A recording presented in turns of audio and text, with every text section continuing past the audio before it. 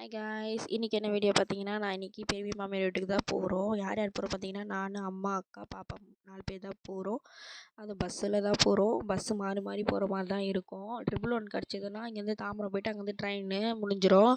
ஆனால் நம்மளுக்கு 111 கிடைக்காத காரணத்தினால நம்ம வந்து சுற்றி சுற்றி போகணும். ஸோ அதெல்லாம் போக போக சொல்கிறேன் பாருங்கள். அப்பா வந்து அம்மாவை கூட்டிகிட்டு போயிட்டார் டிப்போவில் விடுறதுக்காக. செகண்ட் ரவுண்ட் வந்து எங்களை கூட்டிகிட்டு போனார்.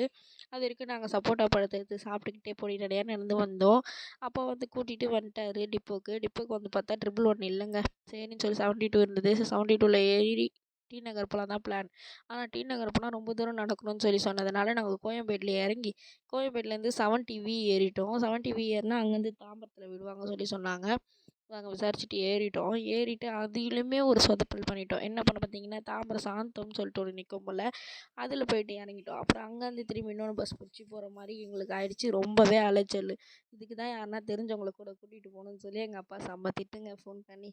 அப்புறமா எப்படியோ பஸ்ஸு பிடிச்சி எப்படியோ போயிட்டேங்க. தம்பி வேறு இதில் ஒரே அமக்கலம். எங்கள் அம்மா இருந்தாலே அவருக்கு ஒரே ஜாலி தான். என்னை கண்டுக்கவே மாட்டான் எங்கள் அம்மா இருந்தாலே. பஸ்ஸு நின்றுட்டுருக்குற மட்டும் நல்லா விளையாடிட்டு இருந்தான் சீட்லலாம் உட்காந்துட்டு. அதுக்கப்புறம் பஸ்ஸு எடுத்த பிறகு எங்கள் அம்மா ஃபுல் அண்ட் ஃபுல் அங்கே வந்து நின்றுட்டே தான் வந்தாங்க. எப்படியோ நின்று சமாளிச்சிக்கலாம். தம்பி தூக்கிட்டு போயிட்டோம். அதுவும் இல்லாத ஒரே டிராஃபிக்குங்க. ரொம்ப கடுப்பாயிடுச்சு. இருக்கிற வெறுப்பில் டிராஃபிக்கையும் சமாளிச்சுக்கிட்டு எப்படியோ போய் தானே ஆகணும். அப்படி இப்படின்னு பஸ்ஸை மாறி மாறி மாறி ஏறி ரயில்வே ஸ்டேஷனும் வந்து சேர்ந்துட்டோங்க. சேர்ந்துட்டு அங்கே இறங்கினோடனே செம்ம மழை ஸ்டார்ட் ஆகிடுச்சு. சரி தம்பிக்கு அம்மா வந்து புடவையோட இதை போர்த்திட்டு அப்படியே கிளம்பிட்டோம். போயிட்டு உள்ளே போய் நான் டிக்கெட் எடுத்துகிட்டு இருந்தேன். அது வரைக்கும் தம்பியை பார்த்தா நடக்க வச்சு விளையாடிட்டு இருந்தாங்க அம்மா. விளையாடிட்டு அப்படியே ட்ரெயின் ஏறிட்டோம். செம கூட்டம் ட்ரெயின். எங்கள் அம்மாவுக்கு மட்டும் எப்படியாவது பேசி ஒரு இடத்த வாங்கி தம்பி கொடுத்து உட்கார வச்சுட்டேன். உட்கார வச்சு எப்படியும் ஒரு 2 ஸ்டாப் தான் ஏறி இறங்கிட்டோம். இறங்கிட்டு ஊரை பக்கத்தில் வந்து உள்ளே வந்து ஆட்டோ பிடிச்சி தான் போகணும்.